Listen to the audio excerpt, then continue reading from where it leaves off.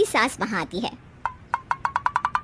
अरे सीरियल में तो ऐसे मग्न है जैसे आज रात का खाना पड़ोसी आकर बनाएंगे। मुझे पता ही नहीं था आपने अपने बेटे की शादी पड़ोस में भी की हुई है। हैं? मतलब? मतलब इस घर में सारा काम बहू ही करती है, आप तो सिर्फ खर्राटे मारती हैं। अच्छा जी, फिलहाल तो तुम आराम फरमा रही हो, चलो जाओ, ये मेरे टीवी देखने का समय है। इसलिए मुझे भगाया जा रहा है। सॉरी, अब तो बिल्कुल नहीं जाऊंगी। प्राची की इस बात पर दोनों सास बहू के बीच टीवी रिमोट के पीछे बच्चों जैसे छीना झपटी शुरू हो जाती है, जिसके बीच श्लोक भी काम से घर वापस आ जाता है। आज मेरी चूहे बिल्ली की जोड़ी किस बात पर झगड़ रही है? अरे तेरे बीवी मुझे टीवी ही नहीं देखने दे रही। अरे तुम्हारी मम्मी मुझे खाना बनाने के लिए फोर्स कर रही है। अरे वाह, ऐसे बेतुके रीजन पर तो बच्चे भी झगड़ा नहीं करते। अरे मुझे कुछ मत बोल, सब इसने ही शुरू किया है। हाँ, जैसे आप तो बहुत दूध की धूली है ना। अरे बस दोनों चुप। प्राची जाओ खाने की तैयारी करो, और माँ तुम छोड़ो, तुम्हें क्या बोलूं, शांति से अपना सीरियल देखो, मुझे दोबारा लड़ने की आवाज सुनाई नहीं देनी चाहिए। ऐसा बोलकर श्लोक वहाँ से चला जाता है, जिसके पीछे पीछे प्राची भी कुछ न कुछ बड़बड़ाते हुए रसोई में चली जाती है। हाँ, सासू जी को तो कुछ बोलेंगे ही नहीं, बस मुझ पर ही हुक्म चलता है, खाना बनाओ, जैसे मैं इनके घर में खाना बनाने के लिए आई हूँ। इसी तरह शाम बीतती है और रात को श्लोक और प्राची की सास खाना खाकर सोने चले जाते हैं, लेकिन प्राची गुस्से में कुछ खाए बिना काम में ही लगी रहती है। इस घर में किसी को घंटा फिक्र नहीं पड़ता, मैं खाऊं या भूखी रहूं। प्राची कुछ देर के लिए रसोई से बाहर जाती है और जैसे ही वापस आती है तो वहाँ दूध का भरा ग्लास देखकर हैरान रह जाती है। फिक्र पूरी है, बस दिखाना नहीं है। प्राची दूध पीकर सोने चली जाती है और अगली सुबह एक बार फिर सास बहू का कार्टून नेटवर्क स्टार्ट हो जाता है। ये तुमने ही किया है। अरे अजीब जबरदस्ती है, मैं बोल रही हूँ मैंने कुछ नहीं किया। दोनों ने मिलकर पूरे घर को पागल खाना बनाया हुआ है। यहाँ कोई नॉर्मल इंसान तो रह ही नहीं सकता, इसीलिए अब पड़ोसी क्या रिश्तेदार भी घर आने से कतराते हैं।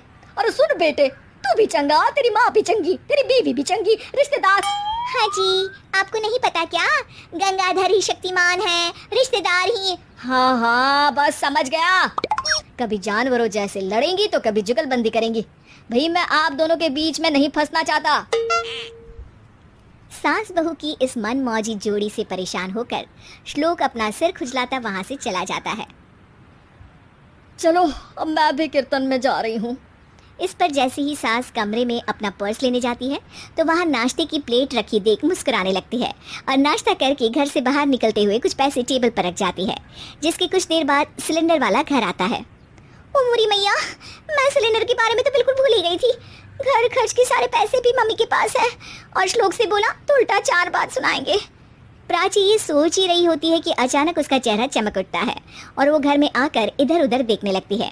तभी उसकी नज़र टेबल पर रखे पैसों पर पड़ती है, जिन्हें वो सिलेंडर वाले को दे देती है। ये सब श्लोक देख लेता है। अच्छा बेटे, इतना बड़ा घोटाला, सबके सामने मैं तेरी दुश्मन और पीठ पीछे तेरी मेरी यारी। इस पर श्लोक एक प्लान बनाता है और शाम को सब एक साथ बैठे होने पर बोलने लगता है।